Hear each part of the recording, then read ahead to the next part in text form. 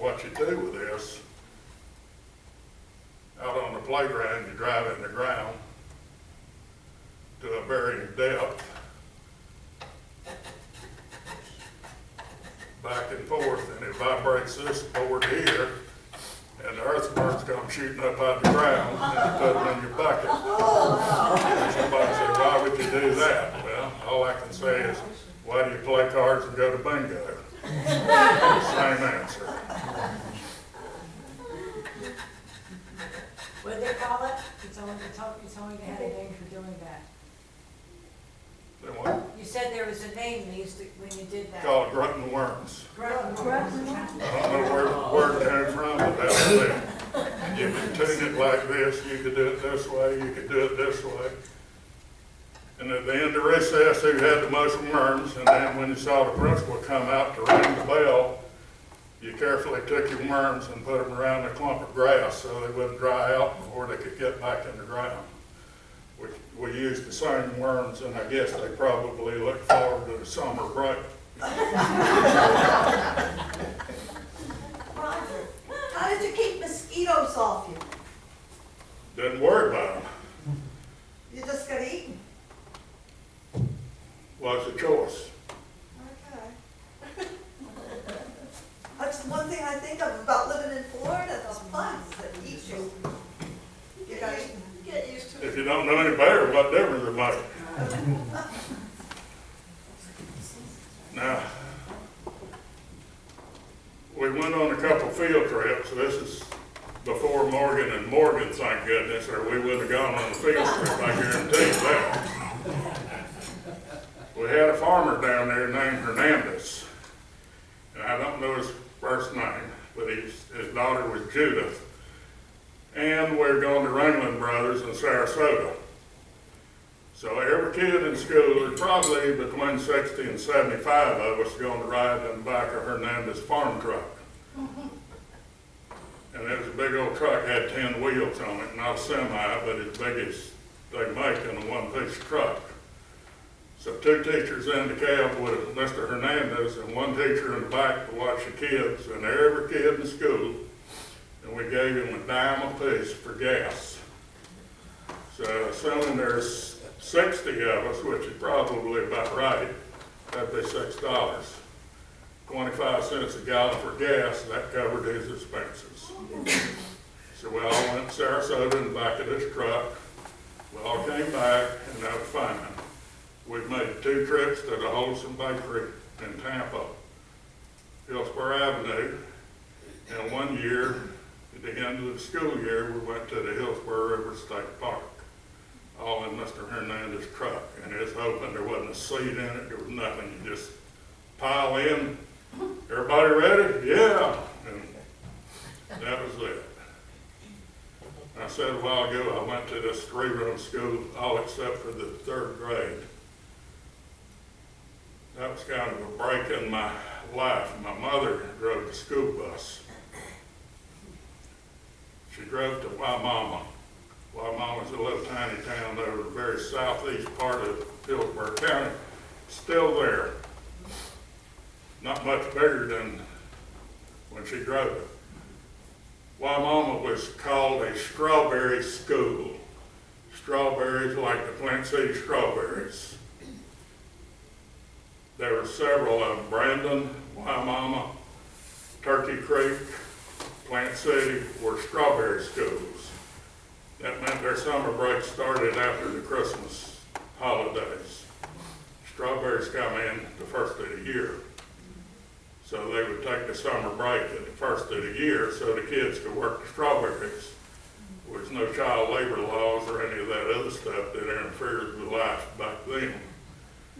So Waimama ran the school 12 months out of the year. They never shut down, except for the Christmas holidays. They took 2 weeks off, and it's probably when they did the building maintenance, I would suspect. Well, anyway, my mother had this about a 30-mile route, and probably 20 miles of that route was 2-track sand road, deep, deep sand. And when I say deep, I'm talking deep. There's a lot of cars that out there in that parking lot wouldn't make that trip. Well, we was going one day, and there was a cattle guard out there, and the cattle guard collapsed with a school bus. Boy, at least 15 miles from paved road, no telephone, nothing. Zippo. So my mother says, okay, everybody off the bus. Everybody gets off, and she says, okay, Toby, I want you here. Victor, Helen, Leon. She placed every kid around that bus. Don't anybody get close to those wheels. Now, when I blow the horn, everybody push. Got in the bus, cranked up, blew the horn, everybody pushed. The bus come up out of the cattle guard. Stopped, everybody on the bus, we go to school. Once again, Morgan and Morgan would have loved that one. Strawberry School up there was in the open range country, and it had a set of steps about 40 feet long. And the buses pull up. They're going to get there pretty close to the same time. And anyway, you offload 5 or 6 buses. Kids run up those steps and over the stairs and down in the schoolyard. And the darn cows all over, milk cows walking up and down the street. And out back there was the beef cows, and they were the ones that would chase you. But anyway, the school had the fence to keep them out. Is that what they call a stile? Somebody needs, Is that what they call the stile? When they have that staircase, I saw those things on. Yeah. Okay. that prevented the cows from going into the schoolyard. Well, anyway, my brother and I would ride with mother while our school was out for the summer. We'd go into Wimauma, and they had an old grocery store there. And we had a doctor, like your doctor, Dr. Harris, and we'd sit at the grocery store and spend a day there. And I remember Dr. Harris going by one day in a wagon. He looked like Doc on Gunsmoke. He had the black hat and had a horse and a buggy. And he goes by and he's got a case of chickens about this big, chickens with a head sticking out all over. So he was heading home. He'd been out some night, all night probably, delivering a baby, and they only had a case of chickens.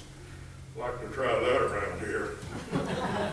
Anyway, another day he went by and he's got a milk cow tied to the back of the buggy with a calf following along. And that's just the way it was. And another time, went by with a dead hog, and the hog got his head hanging over the side of the wagon, and Doc, so somebody killed a hog and put it in the back of his buggy. Doc had to butcher it after he got home, but that was the way it was. So I'm going to kind of wrap it up. We've got one other show in town here, a little bit one. And then, Mary Louise, I'm finished with my part. See if you can top that, kid. If you do, I'm going to come back. Get a ring bottom. Talk as long as you did, but I do have a show and tell here, and a secrets box. Should we have a drawing for the fish bait? I guess so. Unused, high quality, stained, sharp point, but he'll start the bidding at $5. I'm gonna throw in a can for free. Oh, geez. Go ahead. Okay. Well, I had really quite different experiences, although we lived about the same time. I'm a little bit older than Roger. Well, I lived in Crescent City, which is north of here, between Palatka and DeLand, if you know where those are.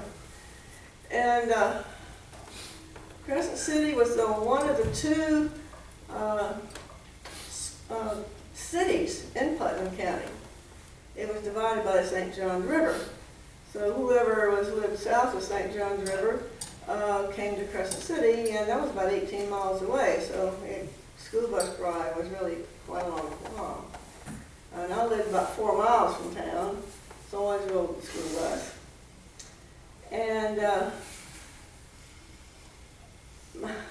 my mother was a teacher. Now, she taught 1 year in Mulberry. That's one thing I can think of that She went to Florida State College for Women, and so she had a scholarship, I think, for more than 1 year, but she thought she better stop, and so she could make some money to help her mother. So she only had 1 year.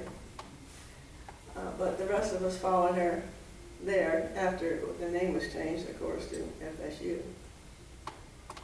But I'm remembering growing up across the street from my grandparents. My grandfather came from Michigan in the late 1800s, and my father was the middle son. I don't know all the things that worked out between my dad and his father, but we lived across the street from them and bought some orange groves from him, and later on bought another piece of our orange grove property from his uncle. So we were surrounded by orange groves, so that was where I grew up. And about 4 miles from town and living out in the country, I didn't have to wear shoes. You know, the only time I remember wearing shoes was either going to church on Sunday or going to school. The rest of the time was barefoot. I mean, that was the way it went. And we'd have to go across, well, we lived right on US 17, but there wasn't a lot of traffic then. But occasionally, the road got kind of hot in the summertime. So when I would try to get across this hot road, I usually, quite often, had my toe would get hooked on the road, and I would bend my toe, or I'd fall briefly and scratch my knee, little things like that. But that didn't keep me from going barefoot. I didn't want to wear shoes. I mean, that was just the way it was. There was one department store. No, there were 2 department stores in town. And Crescent City only had about 1,500 population then. 1 traffic light. Today, it has about 1,500 population and 1 traffic light. Now, the county, outside the city limits, there's been more development, but I don't know what there is to do there. There was a paper mill in Palatka. We could smell it on occasion, although they're about 25 miles away. Growing citrus, and my father was probably the first organic citrus grower in Florida.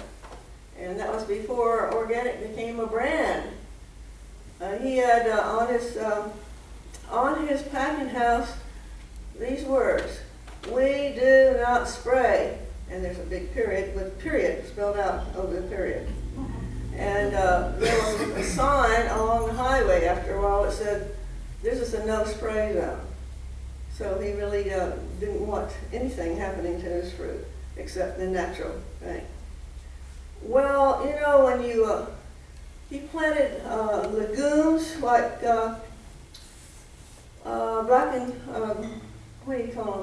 peas, black-eyed peas, in between the rows of the orange trees. So that gave the nitrogen into the soil. Wow, that was fun. Yeah. And of course we got to eat the peas, and the turkeys got to eat the peas. So that was quite nice, except it had a lot of rattlesnakes around in the peas as well, and that's what I have in my little box here. My father asked me when I went to college, "Would you like a rattlesnake skin, mounted rattlesnake skin for your roof?" I said, "Sure." So I took this big, nice 6-foot-long rattlesnake skin mounted on this green felt, and that was quite nice. No one else had one like that.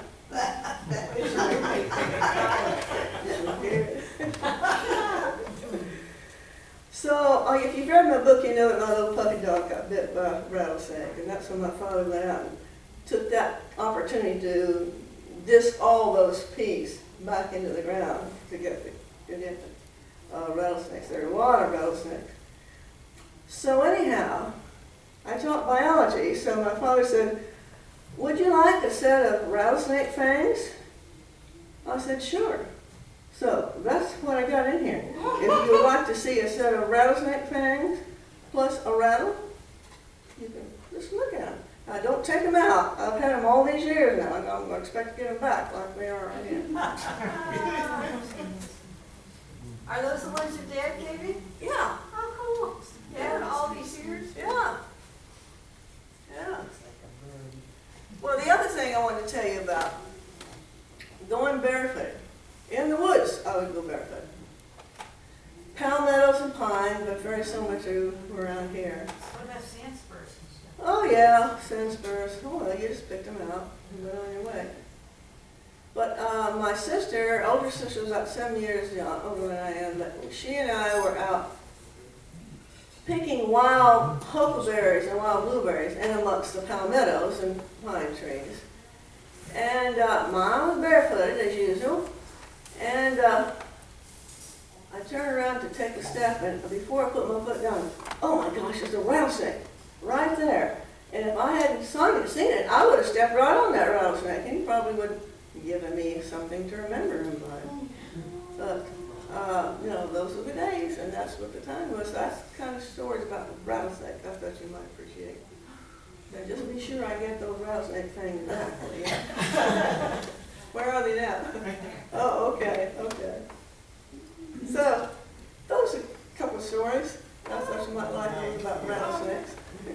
Well, I think we need some more from our native Floridians here from time to time, because I get some impossible. Raj said when he was a kid and they'd come north, because his father was always, they would go Spring Hill, but it was called what?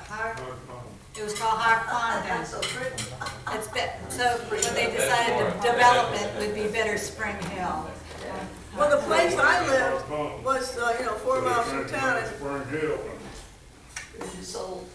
about 2 miles away was Lake Como, which was an unincorporated place, but,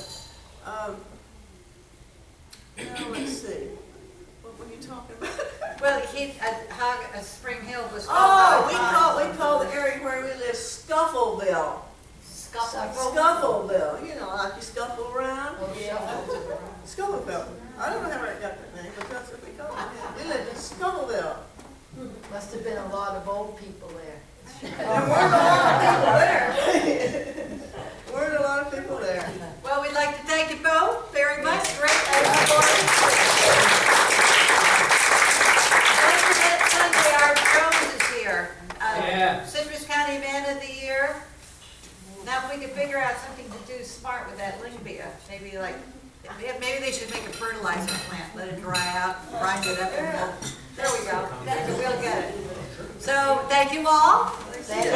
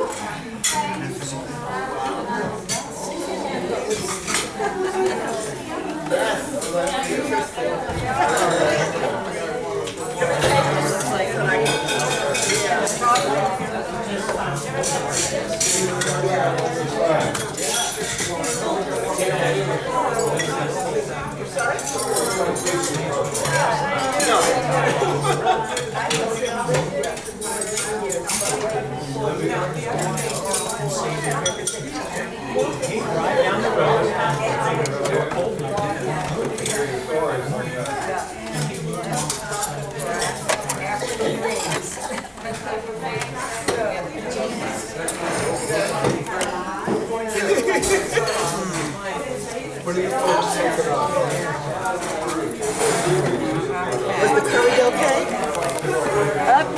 That curry okay? Could have been a little hotter, but other than that. It was yummy.